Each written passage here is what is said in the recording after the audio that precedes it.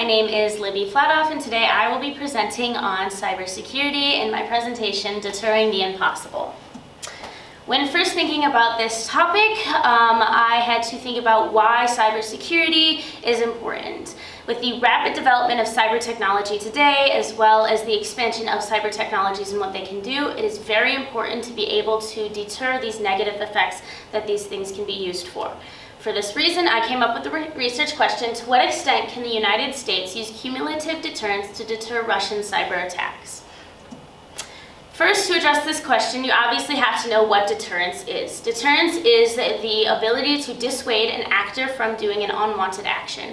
This is very important, especially on the international scale, because it allows actors to use soft power rather than a hard physical attack to be able to dissuade others from unwanted actions. How does this relate to cybersecurity and cyber technology? Well, currently there is no framework out there that addresses cyber deterrence at all, which means that there is no current theory or framework that can be used to deter individuals or states from using cyber technology in a negative manner. There are many different types of deterrence theories. There have been different deterrence theories since the 18th century. These include perfect deterrence, classical deterrence, general deterrence, and cumulative deterrence. I will be talking more about cumulative deterrence later in my presentation. Specifically on cyber technology. Cyber technology can be considered a weapon, however not in the conventional type or not even like a weapon of mass destruction. This is because cyber technology can be used for everything, from transportation systems to how I'm presenting to you right now. Cyber technology would be almost impossible to limit, let alone get the approval to limit.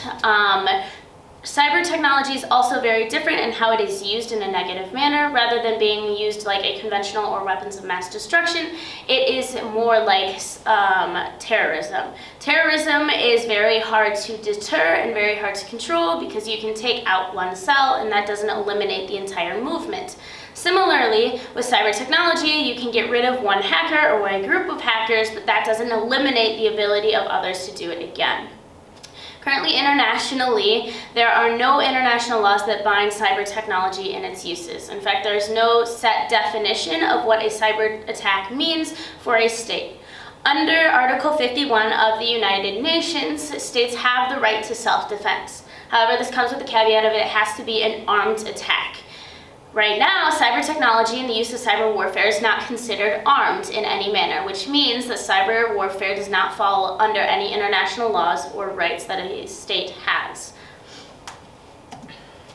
With cumulative deterrence, this is a type of deterrence theory that has recently come up. Rather than being more of just a static theory, it is a framework that can be applied to several different types of situations. For my presentation, I will be presenting on cumulative deterrence being applied to the cyber field between the United States and Russia. To do that, you guys have to know what cumulative deterrence is. Cumulative deterrence is a framework that builds on the victories achieved over time that gradually wear down an enemy. It involves a multi-layered, orchestrated effort to inflict the greatest damage possible on terrorists and their weapon systems. It demands an excellent, organized global network, and it requires cutting-edge technology and highly trained military forces. That may sound very complicated to those of you who don't know a lot about this kind of stuff. To simplify it, I will be talking about the past victories, allyship, changes in policies and perceptions, and progress made in the cyber field between the United States and Russia. You might be wondering, why did I choose the United States and Russia? Why pick these countries out of the multitude of countries out there? Well, there are a few reasons. One, both the United States and Russia are world powers, so they have significance on the international community. Two, they have had several documented previous attacks and interferences in the cyber field, which is important when that is my topic. Three, they have similar capabilities in technology. I'm not taking one country that has complete and total control over technology and one who barely has any.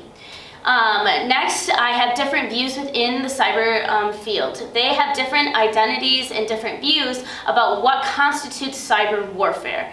And finally, they have different allies. This is going to be very important and interesting when I go on to analyze the next sections of this presentation.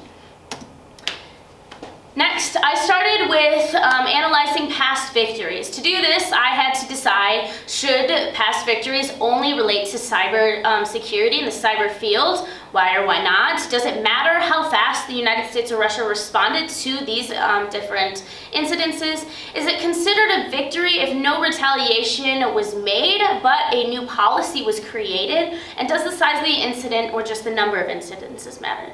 When I was analyzing these, I found that these past victories should only include things like the cyber field, because that shows proficiency or lack thereof of the ability to respond to this type of threat versus any other. Next, I decided that the response time does in fact matter. With cybersecurity, it is very difficult to find out when an attack occurred and how long it has been going and who did it. If you can't do that in a significantly shorter amount of time than in the past, then you can't retaliate with a strong influence in doing that. Next, it is under cumulative deterrence considered a victory if a new policy was created after the incident, even if no other measures were taken. This is because if a new policy is taken, even though that incident may not have been deterred, in the future that policy is going to make it more easy to deter that same action from happening again. Finally, the size of the incident and the number of incidences does matter, as does the result of those incidences. Specifically, with past victories, I looked at these three: Moonlight Maze, Buckshot Yankee, and Shadow Brokers. Moonlight Maze was an organization a Russian organization that worked to steal US military data. They did this very effectively over a long period of time. It took the United States a long time not only to find this operation that was happening, but also to investigate and determine who was actually being the one who was behind this attack. Because of this long amount of time, nothing was ever reported being done against the Russians for this attack. Next is Buckshot Yankee. Buckshot Yankee included a USB at a military base that was inserted and left there for 4 months. It took 4 months to find this hack and this leak, and for 4 months they were taking the military secrets, and at the time they were very concerned that there was a malicious entity that was put inside the system. At this time we now know that that was not true. However, it was very concerning at the time that that was a possibility. This led directly to the creation of a cybersecurity task force called Cyber Command, which I will talk a little bit about later. But because of this creation, it is considered a success, even though what happened during Buckshot Yankee is deplorable. Finally, I talked about Shadow Brokers, which included a group who took information from the United States government and leaked it out to the public. This included most versions of Microsoft Windows, evidence of sophisticated hacks on the SWIFT banking systems, and others across the world. Next, I looked at allyship between the United States and Russia. Who are their allies?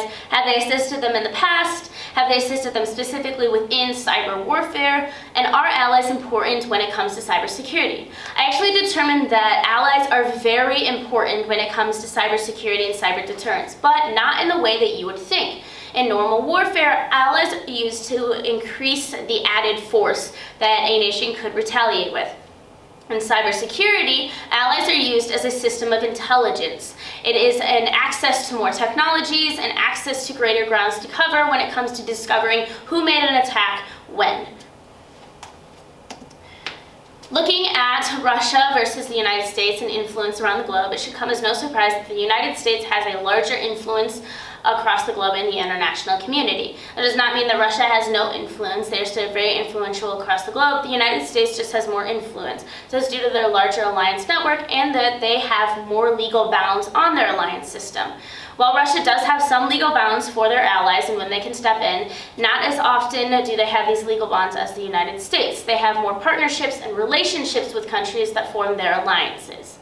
It is important to note, however, that the United States' reputation has decreased in the past few years due to the rhetoric from the former President Trump on his treaties of trade and other such things from the alliance. President Trump did not believe that the alliances for the United States were to the best benefit of the United States.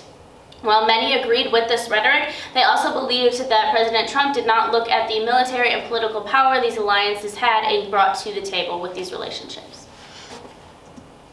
Finally, I looked at the change policies and perceptions of the United States and Russia. I looked at national and international changes. I did this through cybersecurity indices, the creation of different task forces, and looking at national organizations and branches. The United States created a Center for Strategic and International Agency, created a cyber policy task force in 2014. Their job was specifically to look for any holes or weaknesses or hacks within their system. That was their job, to look for and actually hunt. So rather than being on the defensive, the United States started to become a little more offensive and actually hunt for the people who were in their systems. Next is the Cyber Command, which was created directly from Buckshot Yankee, as I said. Cyber Command works a little bit different than the task force. Cyber Command controls different task force, but also hunts for these different attacks and hackers in terms to look for their identity. The task force itself in 2014 looks for holes in the system and where a hack is made, and Cyber Command looks for who made those holes and attacks.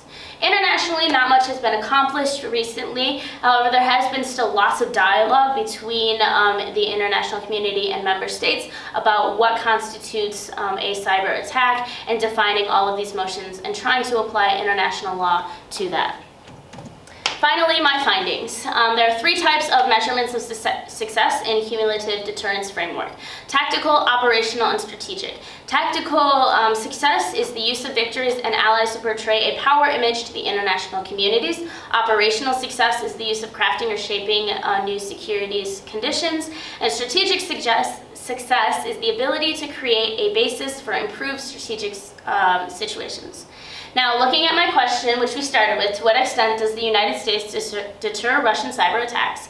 I was able to determine that the United States can successfully use cumulative deterrence to deter strategic and operationally Russian cyber attacks. However, tactically, because of their numerous failures and their weakened alliance network, currently the United States is not able to use cumulative deterrence to deter larger Russian attacks.